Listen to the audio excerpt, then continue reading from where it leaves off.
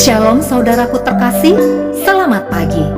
Sate pagi hari ini bertemakan pendeta jalanan. Adapun firman Tuhan terambil dari Amsal pasal 3 ayat 3 dan 4. Janganlah kiranya kasih dan setia meninggalkan engkau.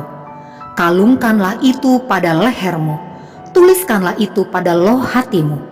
Maka engkau akan mendapat kasih dan penghargaan dalam pandangan Allah serta manusia. Saudara, apa yang ada di dalam benak kita bila melihat seseorang berpenampilan nyentrik dengan tato di sekujur tubuhnya? Mungkin beberapa di antara kita ada yang menganggap remeh, aneh, atau bahkan menakutkan karena orang yang demikian lumrah diidentikan dengan preman. Namun ketika saya menyaksikan kehidupan Agus Sutikno melalui YouTube, di mana sebelumnya telah disiarkan oleh salah satu stasiun TV swasta, paradigma tersebut seketika menjadi luntur. Bahkan saya menjadi sangat kagum karena apa yang dilakukannya. Agus Sutikno adalah seorang pendeta jalanan yang memberi pendampingan bagi para pekerja seks, transgender, orang-orang pengidap HIV/AIDS, dan anak-anak para pekerja seks komersial di Tanggul Indah, Kota Semarang. Penampilannya yang nyentrik dengan tato memenuhi tubuhnya bahkan hingga ke wajahnya membuatnya menjadi pendeta yang langka.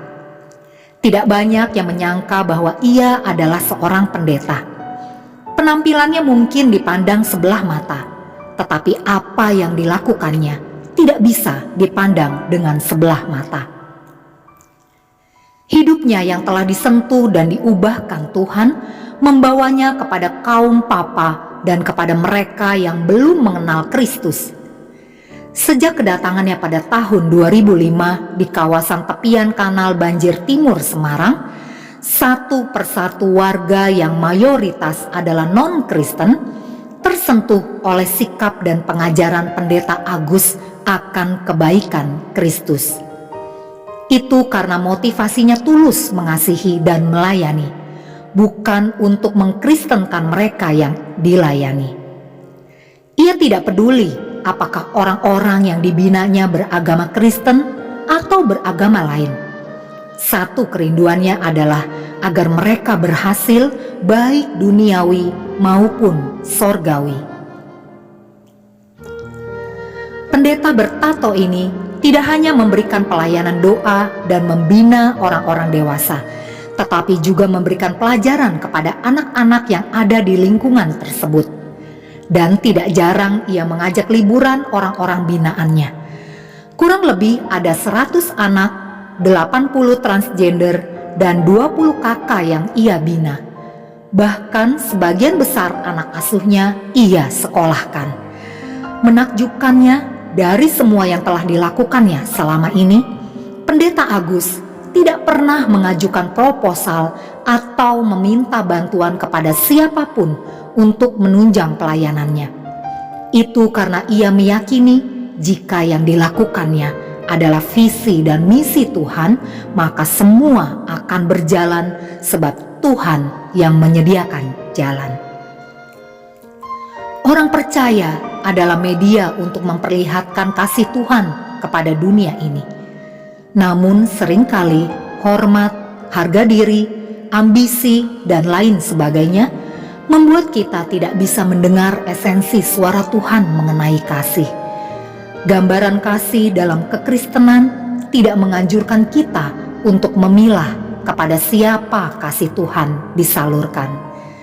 Kita harus bisa menjadi pancaran kasih-Nya bagi siapapun, dimanapun, dan bagaimanapun situasi, kondisi orang yang kita layani.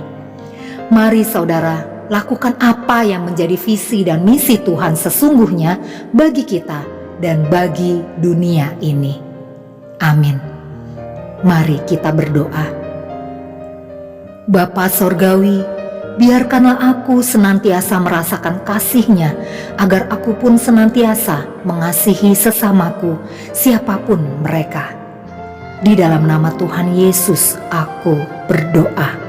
Amin. Refleksi, saudaraku, saya sempat bertanya kepada Tuhan, mengapa kita disuruh memberitakan kabar baik sampai ke ujung dunia? Bukankah hal itu membutuhkan waktu dan biaya yang sangat tinggi?